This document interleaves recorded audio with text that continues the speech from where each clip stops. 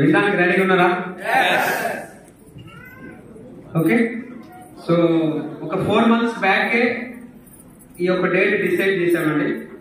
ఎప్పుడైతే తీసుకోవాలని డిసైడ్ అయిన తర్వాత వెంటనే హాల్లో ముఖ్య అతిథిగా వచ్చేసినటువంటి great leader South India super star Subhash Shetty గారికి వెంటనే కాల్ చేయడం జరిగింది. సార్ ఇట్లా September 16 అబ్బాయి బర్త్డే ఉంది, సో ఆ రోజు కార్ తీసుకోవాలనుకుంటాం సార్, విత్ యువర్ పర్మిషన్ మీరు రావాలంటే వెంటనే జస్ట్ మినిట్ అని నన్ను అలాగే హోల్డ్ లో ఉంచి September 16 అప్పుడే టిక్ మార్క్ చేసుకున్నటువంటి గ్రేట్ మహానుభావుడు సుభాష్ గారు.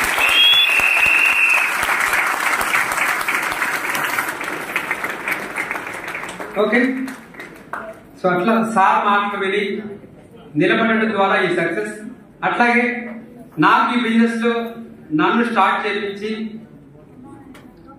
దగ్గరుండి వానమాలు నేర్పిస్తారంటారు కదా, ఆ టైంలో నన్ను ఈ స్థాయికి తీసుకురావడం కోసం ఎనీ టైం నా వెంటే ఉండి నన్ను ఎంకరేజ్ చేసినటువంటి my great mentor Shri Tiger Venkatesh గారికి మరొకసారి గ్రాండ్ అప్లాస్.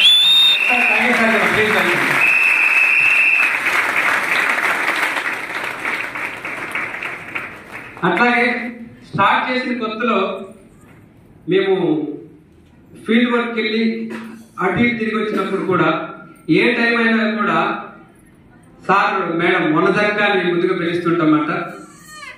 ఏ టైం వచ్చినా కూడా కాస్త తినిపోమ్మా అని ఎనీ టైం మమ్మల్ని పిల్లల్లాగా ఇంతవరకు ఈ స్థాయికి తీసుకురావడానికి కారణమైనటువంటి మరొక గ్రేట్ లేడీ ఒకసారి వనద మేడం గారు కూడా వచ్చారు.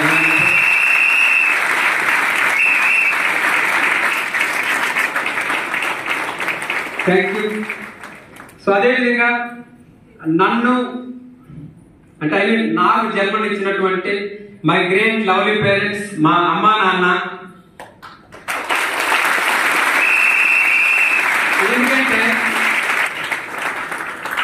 వాళ్ళే కనుక నాకు ఫ్రీడమ్ ఇవ్వకపోతే నేను ఈ స్థాయికి వచ్చి ఉండేవాడిని కాదేమో.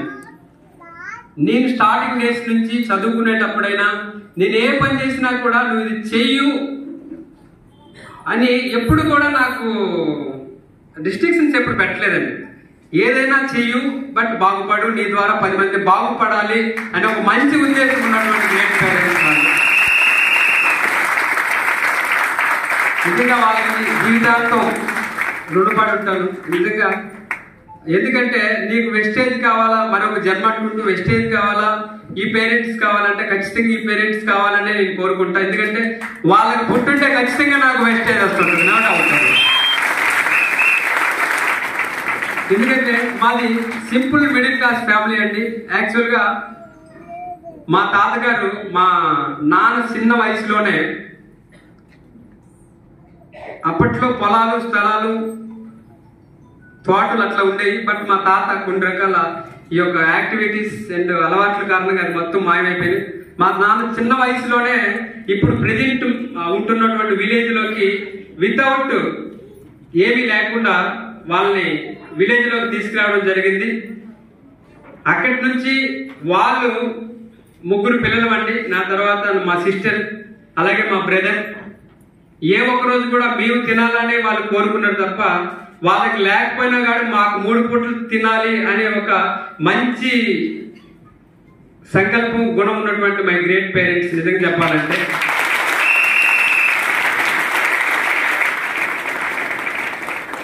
ఓకే.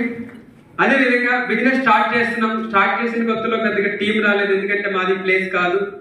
మనం ఎవరు చెప్పినా కూడా నో అనేటువంటి స్టార్టింగ్ డేస్ లో 61 మందికి చెప్పానండి. నేను ఎవరు రాలా. టైగర్ సార్కి చెప్తే ఏం పర్వాలేదమ్మా, ఈ బిజినెస్ ఇలాగే ఉంటది, మన పని ఒకటే, మన పని చేస్తూ పోవాలి అని చేస్తూ పోతున్నటువంటి సందర్భంలో గౌరీ మేడం గారు స్టార్ట్ అయిన తర్వాత కాస్త మాకు ధైర్యం వచ్చింది. ఆ తర్వాత చిన్నగా పోతున్నటువంటి ఒక వేలో ఎంఎస్ఆర్ అనే ఒక బ్రాండ్ పరిచయం అయింది మాకు.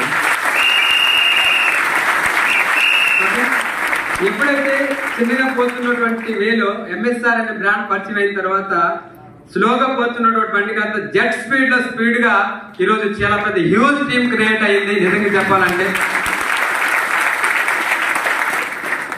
సో అట్లాగే నాకు ఈ బిజినెస్ లో స్టార్టింగ్ సపోర్ట్ చేసినటువంటి మై గ్రేట్ లీడర్ నక్క వెంకటేష్ గారు, నరేష్ రెడ్డి గారు, అలాగే దత్తు సార్, శ్రీనివాసరాజు, అదే విధంగా రామ్మూర్తి గారు ఫ్రమ్ తిరుపతి నుంచి రావడం జరిగింది. అలాగే మా బ్రదర్ టీమ్ లో సత్యనారాయణ ఫ్రమ్ విజయనగరం.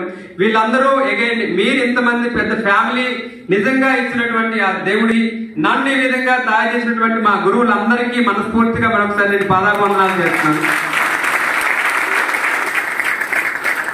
ఎందుకంటే ప్రతి ఒక్కరికి అవకాశం వస్తుంది. ఎస్ఆర్లో అండి అవకాశం వచ్చినప్పుడు గట్టిగా పట్టుకోవాలి. నిజంగా చెప్పాలంటే సైకిల్ కూడా లేనటువంటి వ్యక్తులు మేము. 1500 కోసం అప్పట్లో మా ఫ్రెండ్స్ వాళ్ళు వీళ్ళు పెద్ద పెద్ద చదవడానికి అటు ఇటు వెళ్ళారు. బట్ మా ఫ్యామిలీ పరిస్థితుల కారణంగా నేను గుంటూరుకి వలస రావడం జరిగింది ఒక 15 years బ్యాక్. వచ్చినప్పుడు నా స్టార్టింగ్ ఇన్కమ్ 1500 రూపాయలు, కేవలం 30 days పనిచేస్తే నా ఇన్కమ్ 1500 రూపాయలు మాత్రమే. సో అదే చేస్తూ 10 ఏళ్ళు గడిచింది. 10 ఏళ్ళు గడిచేటప్పుడు 10,000 అయింది. వెనక్కి తిరిగి చూసుకుంటే పెద్దగా సేవింగ్స్ లేవు, పెద్ద అచీవ్మెంట్స్ లేవు. ఓకే, ఆ టైంలో అనిపించింది ఇంతకన్నా బెటర్ ఉంటే బాగుండు. ఓకే, ఎందుకంటే ఖర్చులు పెరుగుతున్నాయి.